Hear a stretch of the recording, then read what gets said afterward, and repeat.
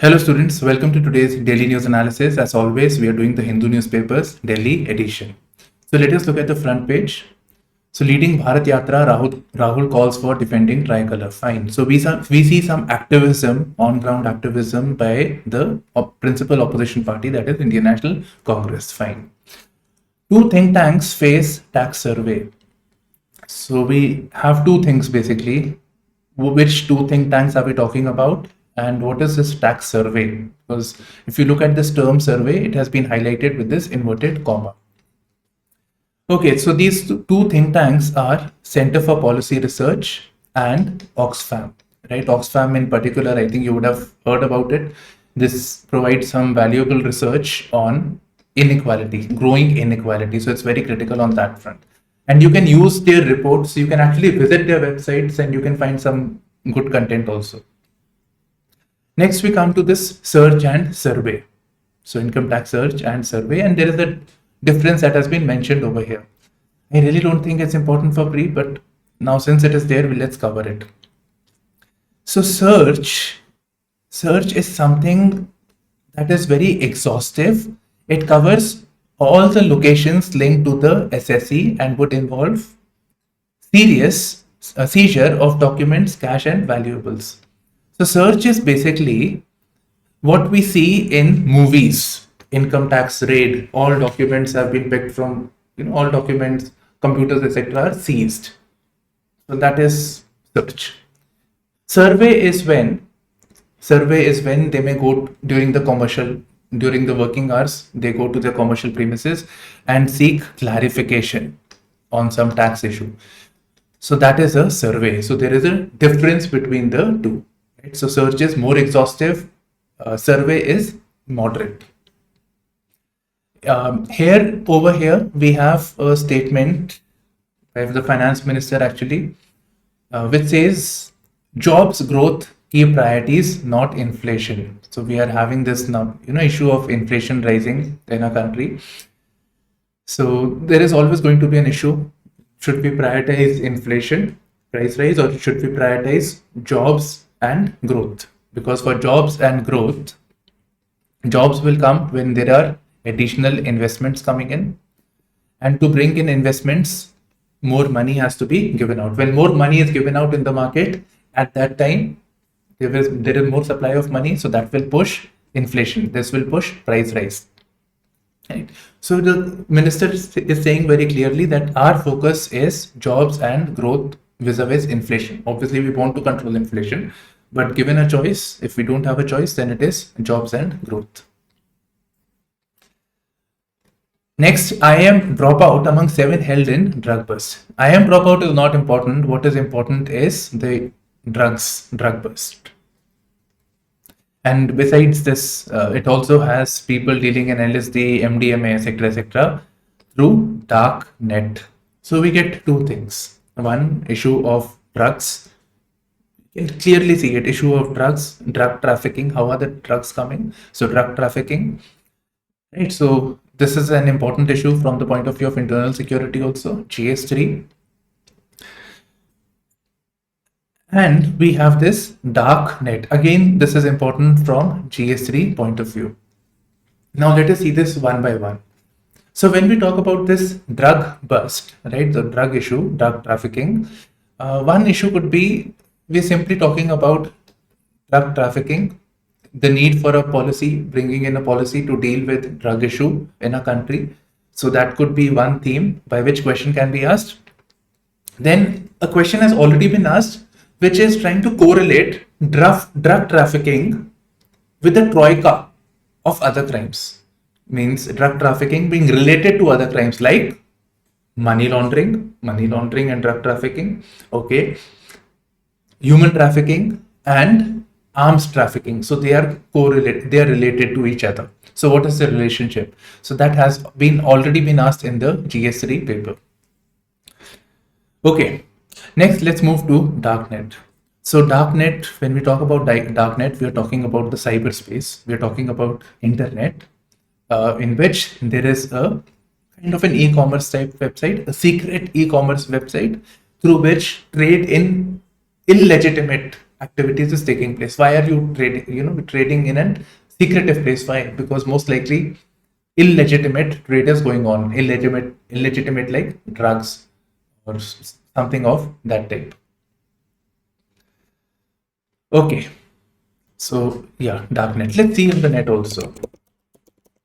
I feel a question can be asked comparing darknet, deep web, and surface web. So I think you can see this deep web, dark web. So you can see this. Okay. So what is darknet? It is an overlay network with internet that can be accessed with specific software. That means if I want to search this darknet and procure some illegitimate things, I cannot do until unless I have a specific software or some configuration. From there, I can do it. So smuggled things, drugs, etc. can be obtained from there, but you need to have access to this. And this access is very, very limited. Limited people have it. Okay, let's move forward. Report on nutrition program scam. Nutrition program scam not final, says Chauhan, the Chief Minister of Madhya Pradesh. Fine. Which nutrition program are we talking about? We are talking about a nutrition program of the state of Madhya Pradesh known as Take Home Ration, THR. So CAG issued a report. The auditor, comptroller, auditor general, they released a report and they said that there is something wrong with this THR.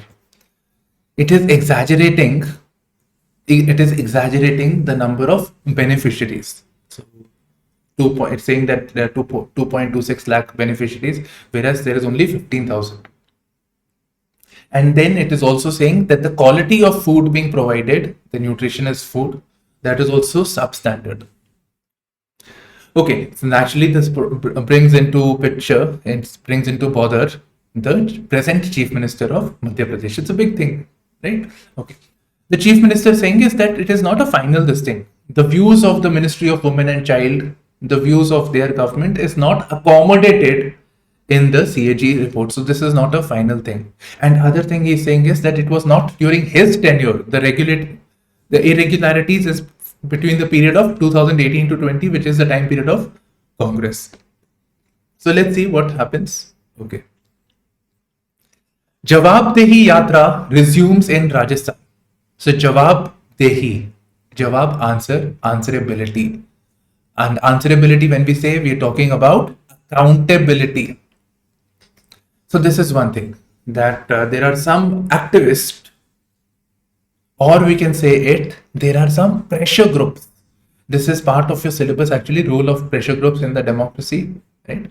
So pressure groups. What are pressure groups? Pressure groups are organizations or associations which put pressure on the government. They don't want to run the government. Political parties want to run the government. They say Congress is bad. Like, for example, BJP says Congress is bad, this is bad, that is bad. You vote us into power, we will run the government. They are not saying any of this. So they are just putting pressure on the government. The best example, I think, recently we have this farmer agitation that was going on, and we had several organizations doing that. Right? Activist organizations. They never said that we are wanting to run the government. One of them actually did say, but yes. Right, so we have this pressure groups over here. So this is important, pressure groups, difference between pressure groups and political parties. This thing is important part for your syllabus. Then the role played by pressure groups in democracy. UPSC keeps asking this in the GS2 paper. GS2 has the governance component. Okay, now what is this Jawabdehi Yatra? Let's do this also. So this is a long-standing issue actually. So the Congress government which came into power over there, so they had said that we will bring in something known as social accountability law. So we'll bring in social accountability bill, we will enact this social accountability law. What does this mean? It means that the government would be accountable for its actions. Right? It will be accountable for its action. And it will be the citizens' right. Which right? Legal right, because a law has been created which says that the government will be accountable. And how do we fix accountability of the government? The government will have to fix in timelines, some criteria of public service delivery. there should be transparency about it. And if that is not met, then the citizen should be empowered. They should have a legal right to hold the government accountable. So social accountability law. Now, don't you think that we should have something like this? Should we have it or not? So the need for a social accountability law in an Indian context, maybe that can be picked up for GS2. Okay, right, so this is it. Fishermen hit by stray bullet off Kochi coast. Fine, so near Kochi coast, there is an Indian Navy's firing range known as INS Dronacharya. So they most likely, you expect it's coming from there, but stray bullet may have come. It may have hit a fisherman, but the Navy denies the role. I think we're done. What is INS Dronacharya, by the way? I think you know this now. It's a firing range. It is no ship. It's not a ship, etc. It is a firing range. In fact, Dronacharya training. Okay. I missed this one. Dry Bihar to turn liquor bottles into glass bangles. We're not concerned about it. Obviously, keep doing whatever you want to do. What we are interested in is Dry Bihar. When we look at Dry Bihar, we are looking at the issue of prohibition. This liquor will not be allowed. Gujarat is another state. So should we have prohibition or not? From a socio-economic point of view, impact society, economy, should we have it or not? From a right, normally with states where prohibition is there, we also see smuggling and illegitimate activities taking place. So should we have it or not? And by the way, this is also one of the directive principles of state policy. Okay, wish you a very happy Onam, right? So yeah. We have a lots on today's opinion section, editorial and opinion. So we'll go one by one, except for this article. Okay, so let's see. The first thing is the spirit of 1971. And when we see you invokes 1971, we are talking about the creation of an independent country, Bangladesh, right, with India's intervention. And we know that Bangladesh Prime Minister Sheikh Hasina had come to our country and they had some series of deals over here. So let's see. So this is about a short note on India-Bangladesh relationship. So they talked about a free trade agreement, right? So I'll just keep writing this in the big, so like you know that what all things are there, what all things India and Bangladesh are working upon. So free trade agreement, then water sharing agreement. Which two rivers? Which two waters particularly? Teesta and Kushiara. Kushiara is the tributary of Kushiara river is the tributary of the river Barak, right? And this time, I mean, if India and Bangladesh have to negotiate this, it will have Indian side will also has to take in board the state of Bangladesh, Sikkim, whereas with reference to Kushiara, Assam, the northeastern states have to be taken into account. Okay, so this is there. Then Bangladesh wants Indian investment. It wants to attract investments by Indian industry, right? So that should take place. That is the priority. And for that purpose, she also mentioned that there are dedicated special economic zones. And by the way, Bangladesh is a hub for textile sector and Indians are actually going over there, but it is still not significant enough. One of my relations is in USA, so when she comes, she gives some clothes, etc. So many times my shirt has Bangladesh, made in Bangladesh written on that. Okay, next, trade, connectivity and people to people ties, right? So we want to work on this thing. And Bangladesh, with reference to Bangladesh, we had concerns of terror. So terror modules operating over there, terror training camps taking place over there. So Sheikh Hasina's political party, Awami League, is seen to be pro-India. And the other political party over there was Bangladesh Nationalist Party, which is anti-India. So during her time, all this terror modules, etc., were going on, even during Awami League. But this time, on her own initiative, she has taken actions to shut down terror training camps. There is crackdown on this thing, right? So Bangladesh used to be an enemy neighbor, not very fond of India. So she's taking certain measures over here. So we should also be sensitive to the concerns of Bangladesh. Just a second. Yeah. So we should be sensitive over their concerns. So we should also talk about the issue of Rohingya, deporting of Rohingya. When we talk about this, Rohingya are people who were believed to have emanated from Bangladesh. So when such statement comes that we will deport Rohingyas, etc., it has repercussions in Bangladesh. So referring to Rohingyas as termites, then talk of NRC, Citizenship Amendment Act. This again does not bode well with Bangladesh, especially in their internal politics, and this puts pressure on the PM Sheikh Hasina also. Then remarks like we will annex Bangladesh for Akhand Bharat. So such statements, we should be mindful while we are making those statements. We should be sensitive towards Bangladesh concerns when Bangladesh is being favorable to India. So that's what she is saying. So we have to be more accommodative, particularly with reference to the key concerns of Teesta, etc. Right? Teesta River is their main priority. Okay. Now please read this. It is necessary that New Delhi and Dhaka remain focused on their future cooperation, built on their past partnership and what is referred to as the spirit of 1970. Spirit of 1971, India's intervention in Bangladesh, in East Pakistan, which made them independent, right? So India's role in that, and India and Bangladesh, spirit of 1971.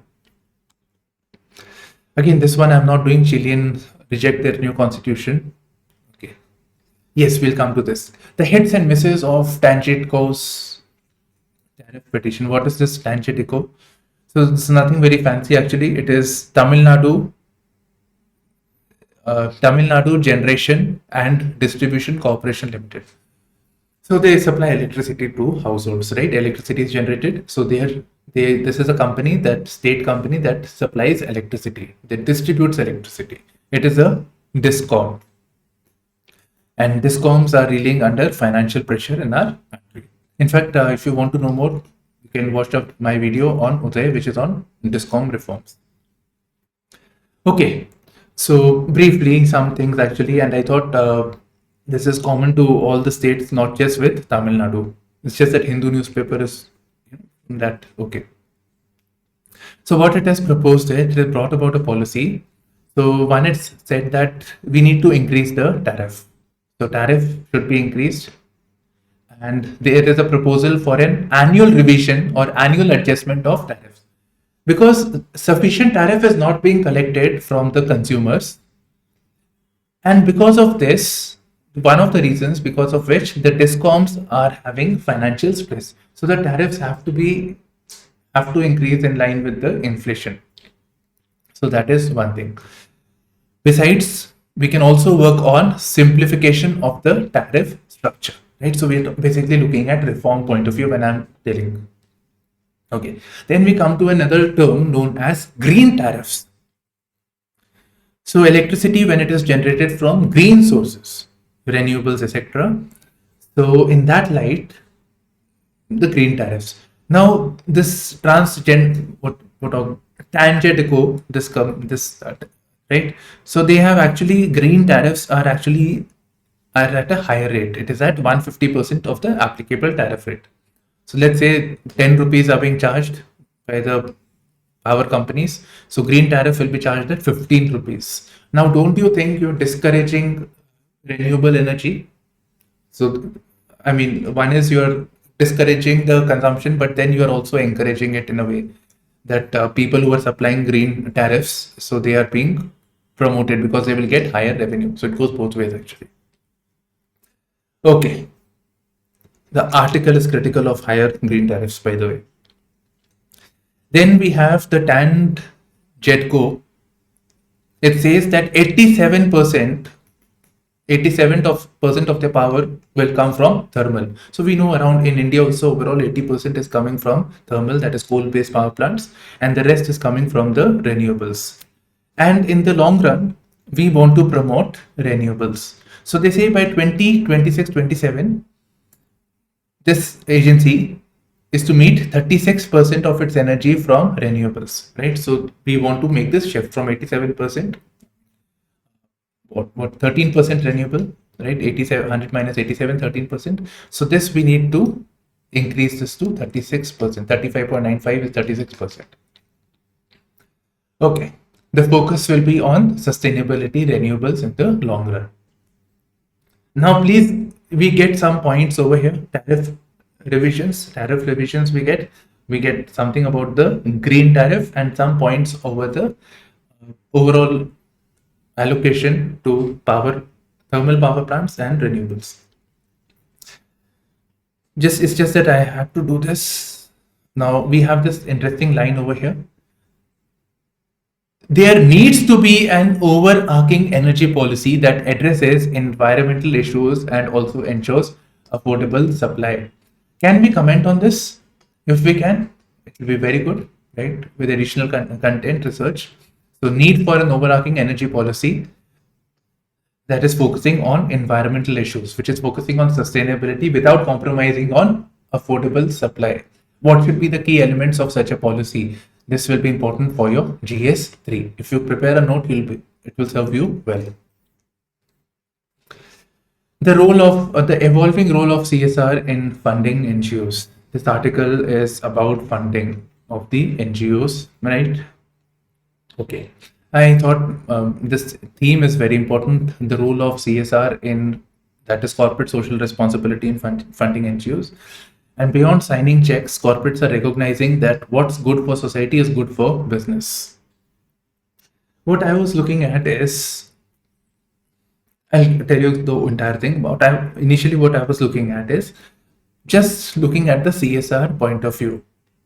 That corporate social responsibility, what is the positives, drawbacks over here in our Indian context. So that is one thing. I have mentioned some key points over here. Right, so the CSR is legally required. The companies have to engage in corporate social responsibility and allocate 2% of their average net profit. Okay, so 3 years of this thing, of that profit, whatever they have, so their average net profit of that 2% has to be taken out. If it is not taken out, there was a rule also that criminal action may also be taken. Okay, so yeah, now this should be a voluntary exercise. It should not be enforced by law. The community should take active part. The companies that are providing this funding, they should also look into it. They should not just focus on the regulatory compliance, I think 80D of the Income Tax Act. So it should not be limited to that just sign checks and then forget about it. They should also see that good work is done at the end of the day. Then we see that they're focusing on education skills, traditional this thing. They should look at more revenues, more things, especially things that are integrated with your business. For example, Vodafone is a telecom company and they have this initiative. So Vodafone is using its own infra to provide CSR. So, that will be much more effective. Okay, engage local community participation should be there, and that will reap better benefits. What is happening is that CSR funding is being done, but community participation is not there. Then there is lack of transparency. What is happening with this money? What has happened? Nothing of that sort. So this has to improve. So one is from the CSR perspective, the issues with the CSR, what reforms are to be there. That is one thing. The other thing that I realize is the issues faced by the NGOs. The NGOs in our country. So this is an issue I think we can focus upon. The issues faced by the NGOs, issues faced by NGOs in funding. What are the reasons for ineffectiveness of the NGOs? What are the concerns associated with it? For example, illegitimate funding that they are getting, and that is forcing them to, that is compelling them to protest against developmental activities. That is what many times the government alleges. For example, the Kudankulam protest associated with the Kudankulam project. So Kudankulam power plant is a nuclear power plant made by a partnership between India and Russia. So Russian technology in India. So it's believed that these protests over there is funded by the enemies of Russia, US, West European countries, against this thing, because this is a Russia originated project. Okay. Next, let's move forward. Time for a joint space exercise between India and USA. Fine. So what they're saying is that we are having this many exercises with them, defense cooperation. Why not also focus on defense technology? And I mean, why don't we just not focus on space also? So we should focus on that. In fact, the Defense Technology and Trade Initiative between India and USA, it mentions that space is a key priority area. So we should work on this domain. So space is very, very important. So we should work on this domain. And actually, if you look at it this way, space is also very important because most of our today's economy is dependent on space. We are going to have GPS. We have GPS navigation dependent on space. Relief to be provided is again GPS dependent, right? Monitoring, policy making based on space data. So all that. So space is becoming important. Then we have the role of private sector in space. For example, in USA, we have this Starlink, which is providing internet facilities. We're talking about space tourism, space mining.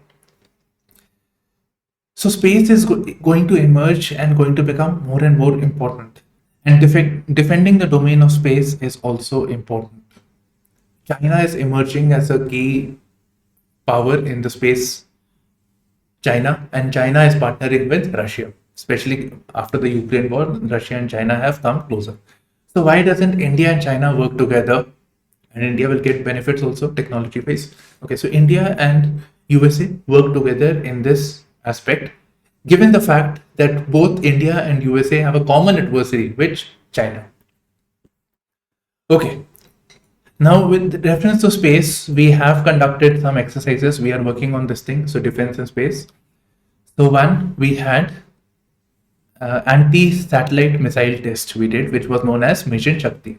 Right. So from here, we can destroy a satellite in the lower Earth's orbit. Then we conducted a simulated space warfare exercise. Simulated means we really didn't go into the space. So simulated space war exercise, known as End SpaceX. These are all important for your pre, right? End SpaceX, what is End SpaceX, etc. The launch of Tri-Service Defense Space Agency, right? Then we are looking at Defense Space Research Agency. So this is research. Other one was Defense Space Agency. This is research. Right. Here it's basically saying space is recognized as military domain as land, water, and air, and cyber. So besides this, space is also important. Now we had France also conducting space military exercise, which is known as ASTERX. ASTERX. All this is important, please. ASTERX exercise. What is this? Military exercise conducted by France. China conducted cis-lunar space. What is this? It is region beyond geosynchronous orbit. What is a geosynchronous orbit? Orbit above, orbit from where the satellite, imagine this is the surface of Earth, this is the satellite. So as the Earth rotates, the satellite's position also remains to be stationary. So this happens in the geostationary and geosynchronous orbit. And this is upwards of, that's basically 36,000 kilometers from the surface of the Earth. Okay. Then they are also working on permanent presence on the moon by 2024. Okay, so we need to work on this thing. Now, what are the reservations on this? If India and USA has a space defense exercise, well, then what is the reservation? If India and US has a space exercise, China will not like it. So it will provoke our eastern neighbor, the traditional argument. We are having LSC talks. So core commander dialogue that is taking place between India and China. So that will be that may be compromised. It will fast back militarization of space. It will lead to militarization of space. So space should be viewed as a common territory. It should not be militarized. So this will take place. Right. So these are certain reservations. Now, what do you think should be done? Right. What are your opinions on it? Given the pros and cons, you have to write pros and cons and then conclude. Okay. Cyber criminals now after non-urban residents. Cyberspace, GS3, science and tech, internal security, GS3, right? In all ways, we can look at it from the point of view of GS3. So with the proliferation of internet, it's very simple. With the proliferation of internet across the country, so internet is not limited to now urban centers, but it is also coming to rural India with the 4G revolution that took place. Now we are moving to 5G, so more and more people and non-urban residents. So even in urban areas, digital literacy is low, but rural literacy, in rural India, the digital literacy will be much lesser, right? The awareness will be much lower over here. So they are targeting the gullible non-urban residents. Gullible means one that can be fooled easily. Okay, so frauds related to credit cards, debit cards, OTP, online banking, etc. So they are on the rise. Okay. Then what we see is that 25% of cyber fraud investigations are closed in the final report, saying case is true but insufficient evidence or untraced or no clue. So the conviction rate is very low, 1% conviction. Right, so this is some facts that we should have. I think this is sufficient. I've shared it on the Telegram also, so you can get it over there. Here you can find the type of crimes that are there. So facts are given, you don't have to memorize just the type of crimes, just focus on that area. Yeah, we can ignore today's data and facts. Building an image classifier for sorting images, fine. Not for us. Cabinet approves PM Shri scheme. So what is this PM Shri scheme? Yesterday we did it. So it is PM Schools for Rising India, PM Shri scheme, right? So schools for Rising India. What will happen? If you remember, model schools will be created. Schools which are not really model school, but schools which are models for other schools. I hope you realize it's schools with best world-class facilities, amenities, etc. Okay, so this will be created.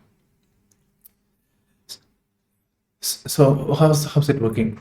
So it is a centrally sponsored scheme, right? Centrally sponsored scheme. It means that center as well as states will be contributing. So existing schools, government schools in the state government. So those schools, amongst these schools, few schools will be selected, right? Few schools will be selected.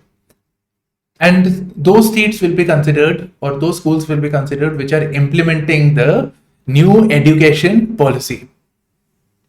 Fine. So those states which are implementing the NEP, new education policy, amongst them, the school will be selected and they will be transformed into a model school. The school with modern amenities, etc.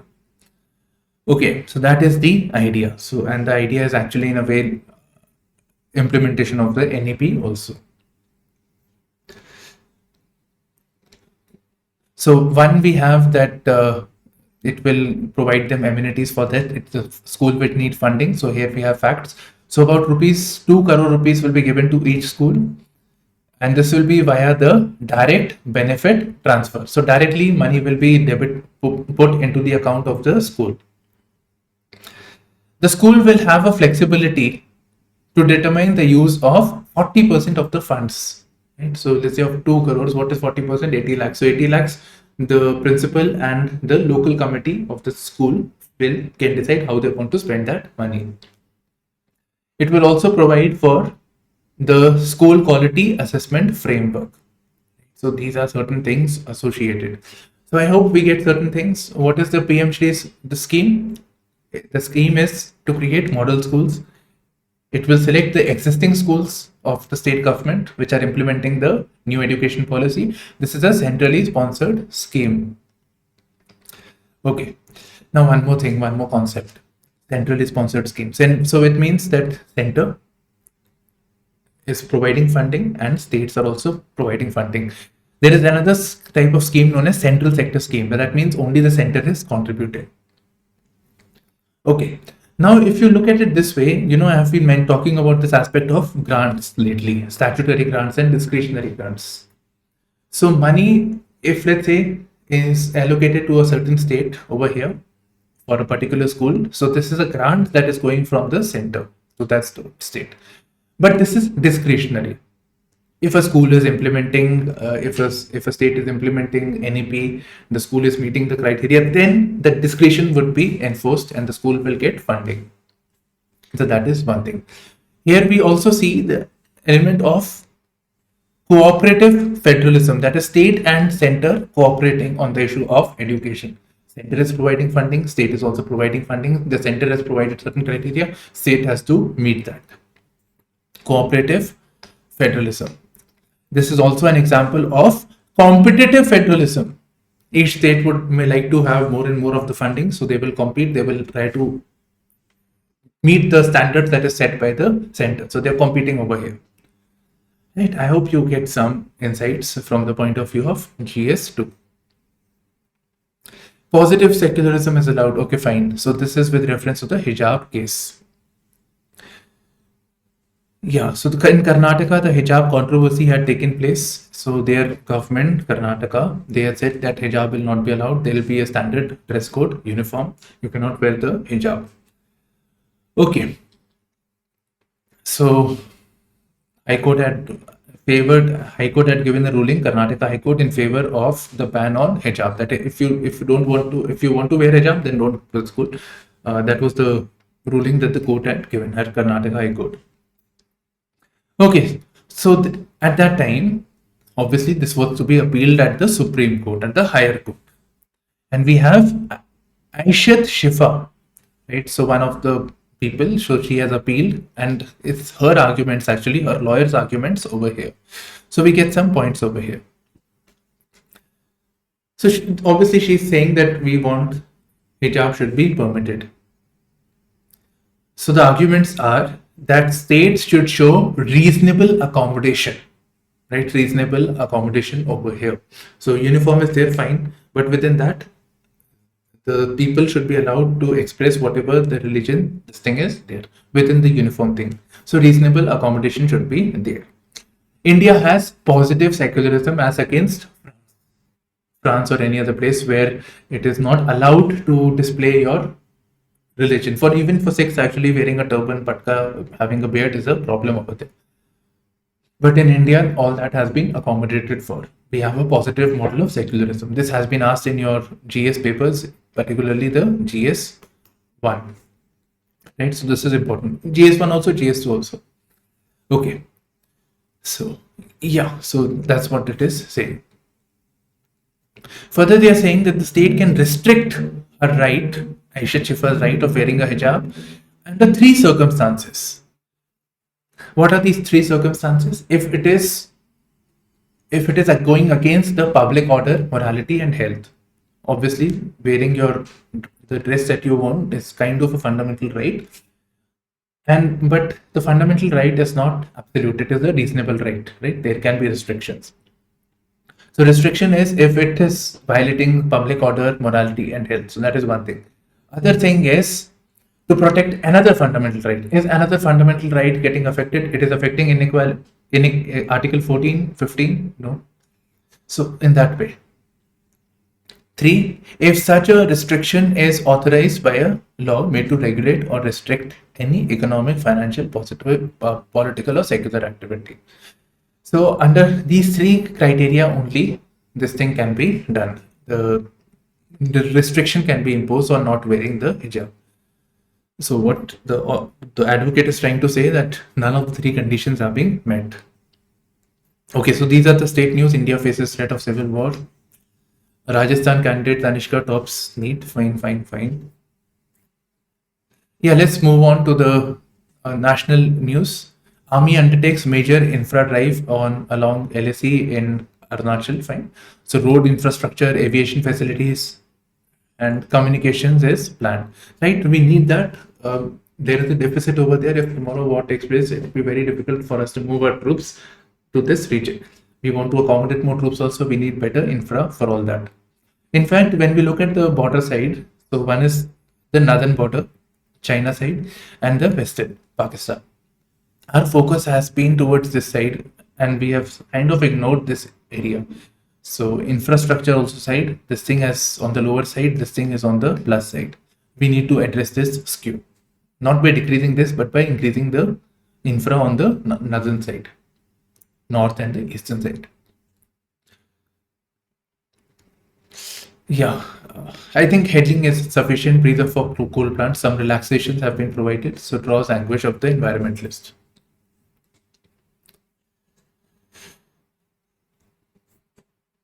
Now coming to the international news. So Xi Putin said to hold talks in Uzbekistan. What is happening in Uzbekistan? SCO summit. And in fact, Narendra Modi will also be part of this. And they will also hold talks with the Russian leader. Narendra Modi will have talks with the Russian leader. I think this is sufficient. Liz Truss appoints a diverse UK cabinet in shake-up. European Union to propose price cap on Russian gas. So, yeah. So Europe, here is Russia. Imagine the map. So Russia is supplying gas, right? So it's supplying the gas over here. So what Europe is saying that the gas that we are taking from Russia, and what Russia is also doing is it's increasing the gas prices to earn more revenue. So Europe is saying that we have to set a limit, that beyond this we will not import beyond this price. So European Union is going to put pressure on the European countries to not have pay above a certain price, gas price. Okay, so this will have the following benefits. It will mean Russia will under greater financial pressure, right? So they will try to stop the war. So that is one thing. Other thing is it will help reduce reliance on Russia. So that is again an issue. So they will have to look at other avenues. And besides this, the gas prices decides the power prices. So if the gas price is high, so the power price will be high. So this also pushes the price of the energy that is coming from the renewables. Right? When imagine if you are getting electricity, how does it matter? It is hydel electricity, it is thermal electricity for a household. Doesn't matter, right? You buy electricity only. So if the gas prices is regulated, it will push down power prices, which is high in the Europe at the moment, and it will also help push down the prices for the renewables. And we have a reward from Russia to halt supply if price caps imposed. Okay. Business section, inflation is not a regulated priority for government right now. We want to focus on job growth, equitable distribution of wealth, etc. Right. So I think this basically concludes our DNA. Right. So thank you for streaming into our channel IASPrimers with me, Shubhashish. In case of any doubts, you can always reach out to me in the comment section, and we have an active Telegram channel also.